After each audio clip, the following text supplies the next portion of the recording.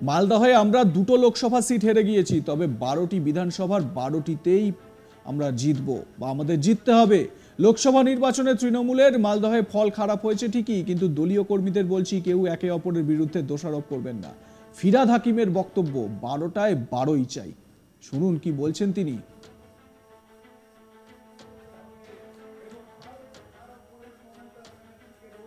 যে আমাদের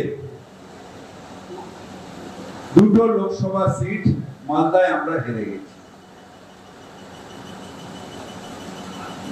বিশ্লেষণ করব, এর নামে ওর নামে অজুহাত দেব। আমি আমার নিজের বুথে হেরে গিয়েও বলবো ওই লোকটা কাজ করেনি। এইসব অনেক কিছু চলতে পারে, কিন্তু আমার কাছে রাজনৈতিক ময়দানটা হচ্ছে ফুটবলের ময়দান। বল নিয়ে এগিয়ে যান, এগিয়ে যান, এগিয়ে যান। গোল হলো না, ওইখানে দাঁড়িয়ে যদি চিন্তা করেন কেন গোল হলো না, পরে আপনার গোলে বল ঢুকে যাবে। তাই আবার দৌড়ে এসে ব্যাক থেকে বলটা নিয়ে আবার দৌড়ে গোল করতে হবে। দুটো আসন আমাদের নেই, কিন্তু এইবার চ্যালেঞ্জ হচ্ছে আমার মালদার সহকর্মীদের কাছে যে এবার আমাদের 12তে 12 করতে হবে, এবং 12তে 12 করে মমতা ব্যানার্জিকে বলতে হবে মালদা তোমার সাথে আছে, মালদা তোমার সাথে আছে, মালদা তোমার সাথে আছে। 12-এ 12 লড়াই আপনারা আছেন কি না? আরে হ্যাঁ কি না? কি 12-এ 12, 12-এ 12, এই 12 লড়াইয়ে নিয়ে মমতা, আমি যেই বলবো যে 12-এ 12 আপনাকে দেবে, যা বলবে বলবে, কিন্তু আমি বলবো যে মালদা এটা সম্ভব। 2-4টে জিনিস, বেশি কিছু নয়। ব্লক আমাদের জেলা সভাপতি বললেন একটু man to man contact, man to man contact একটুখানি যদি আমরা বাড়িয়ে দিই, বসে বসে নয়, এর নামে ওর নামে চুগলিগিরি করে নয়, ম্যান টু ম্যান কন্ট্যাক্ট যদি একটু বাড়িয়ে দেওয়া যায়, আর ব্লক স্তরে বুথ স্তরে যদি মানুষের সাথে আরো সুন্দর ব্যবহার করা যায়, এবং যে কাজটা আরএসএস করছে, যে কাজটা বিজেপি করছে, সবগুলো স্কিম দিচ্ছে মমতা বন্দ্যোপাধ্যায়। মালদায় কিছু মানুষ শুয়ে আছে, ঘুমিয়ে আছেন নেতা, আর ওরা গিয়ে সেইটা নিয়ে পিডিওর কাছে, ডিএম এর কাছে গিয়ে এই কাজটা ওই লোকটার হয়নি, এটা করিয়ে দিন। মমতা বন্দ্যোপাধ্যায় স্কিম লাভ করছে কে? বিজেপি লাভ করছে না, এটা হবে না। আমাদের নেত্রী স্কিম দিয়েছে, আমাদের সরকার স্কিম দিয়েছে, আমরা দেখবো কোন মানুষটা পাচ্ছে পাচ্ছে না, তার জন্য দরবার করতে হবে প্রশাসনের কাছে, আমাদের সংগঠন করবে। এইটাকে একেবারে শক্ত করুন।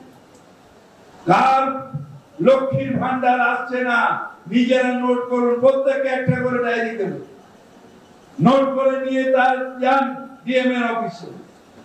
কার স্বাস্থ্য সাথী কোন হাসপাতাল নিচ্ছে না সেটাকে নোট করে নিজে যান। আমিও করি, মন্ত্রী, কিন্তু আমি সকালবেলা রোজ 4 ঘন্টা এই কাজটা করি। সকালবেলা 10টা থেকে বসে 1টা অবধি আমি এই কাজটা করি। রোজ ওয়ার্ড অফিসে বসে আমার নিজের অফিসে পাড়ায় এই কাজটা করে তারপরে সরকারি কাজে বেরোই। রোজ এই কাজটা ব্লক এবং বুথের নেতাদের ঠিক সেই কাজটা করতে হবে। নিজে যাব করে নিয়ে এটা হলো, আরে নিজের যত কাজ করব নিজের পরিচিতি বাড়বে।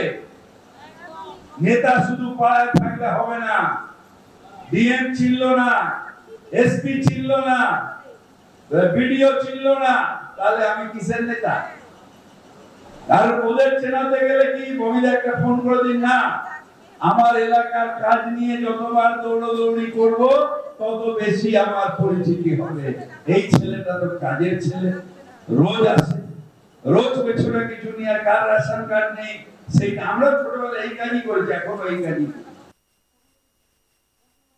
এ বিষয়ে আমার কলিগ মিল্টন পাল কি বলছেন তার প্রতিবেদনে শুনুন। 21শে জুলাইয়ের প্রস্তুতি সভায় যোগ দিয়ে রাজ্যের মন্ত্রী ফিরহাদ হাকিম তিনি আবেদন করেন যে মালদহ জেলার দুটি লোকসভা কেন্দ্র, উত্তর মালদা এবং দক্ষিণ মালদা, এই দুটি লোকসভা কেন্দ্র তারা এবার জয়ী হতে পারেনি। তবে একে অপরের সঙ্গে বিবাদ ঝামেলা না করে সামনেই বিধানসভা ভোট, আর সেই ভোটে মালদহ জেলার যে উত্তর এবং দক্ষিণ দুই লোকসভা কেন্দ্রের টোটাল 12টি আসন রয়েছে, সেই 12টি আসন তারা দখল করতে চায়। সেই কারণেই 12টি আসনের 12টি পাওয়ার জন্য প্রত্যেকটি মানুষের কাছে যেতে হবে এবং তাদের সঙ্গে সম্পর্ক বজায় রাখতে হবে এবং মানুষের যে কাজ সেই কাজ নিয়ে জেলা শাসক দপ্তর বা আধিকারিকের দপ্তরে তাদেরকে নিয়ে গিয়ে সহযোগিতা করতে হবে এবং মানুষের পাশে থাকতে হবে। কেননা তারা দেখছেন এই লোকসভা ভোটের আগেই যে আরএসএস রয়েছে তারা কি করছে, মমতা বন্দ্যোপাধ্যায়ের যে সমস্ত স্কিম রয়েছে সেই সমস্ত স্কিমকে তারা নিজেদের হাতে নিয়ে সেই সমস্ত স্কিম নিয়ে মানুষের সুবিধার্থে যে আধিকারিক রয়েছে, জেলা শাসকের দপ্তর রয়েছে, সেই দপ্তরে যাচ্ছেন এবং তাদেরকে সুবিধা দিচ্ছেন। স্বাভাবিকভাবেই সেই সাধারণ মানুষরা মনে করছেন যে এই সমস্ত সুবিধা দিচ্ছে আরএসএস, আর যে সমস্ত মমতা বন্দ্যোপাধ্যায় স্কিমের যে রাস্তা সেই রাস্তা তৈরি করছে আরএসএস। এমন ভ্রান্ত ধারণা থেকে দূরে সরে আসতে হবে এবং যে মালদার যে সাধারণ মানুষ রয়েছে সেই সমস্ত মানুষের পাশে থাকতে হবে এবং মানুষের সঙ্গে পরিচিতি বাড়াতে হবে। এই সমস্ত জিনিস করলেই মানুষের পাশে থাকা যাবে এবং মানুষের কাছে থাকা যাবে। ফলে মালদহ জেলার যে 12টি বিধানসভা কেন্দ্র সেই বিধানসভা কেন্দ্রের 12টি আসনই তারা দখল করতে পারবে। পাশাপাশি একে অপরের বিরুদ্ধে কুৎসা না করে প্রত্যেকটা ময়দানে নামতে হবে এবং ব্লক স্তর থেকে যে বুথ স্তর সমস্ত মানুষকে নেমে মানুষের জন্য কাজ করতে হবে, তাহলেই এই 12টি বিধানসভা কেন্দ্র জয়ী পাওয়া যাবে। এখন 24 সাল চলছে, আরও 2 বছর বাকি রয়েছে। এই 2 বছর অনেকটা সময়, সেই সময়ের মধ্যে মানুষের কাজ করে মানুষের পাশে থেকে সরকারি দপ্তরে গিয়ে নিজের পরিচিতি বাড়াতে হবে, এমনই নির্দেশ দিলেন 21শে জুলাইয়ের প্রস্তুতি সভায় এসে রাজ্যের মন্ত্রী ফিরহাদ হাকিম। এদিন মালদহের গাজলে একটি 21শে জুলাইয়ের প্রস্তুতি সভার অনুষ্ঠান করেন। পাশাপাশি ইংরেজবাজার শহরের একটি বেসরকারি রেস্তোরাঁতেও এই যে 21শে জুলাইয়ের প্রস্তুতি সভা সেই প্রস্তুতি সভা। আপনাদের মতামত জানাতে থাকুন, দেখতে থাকুন আজ তাক বাংলা।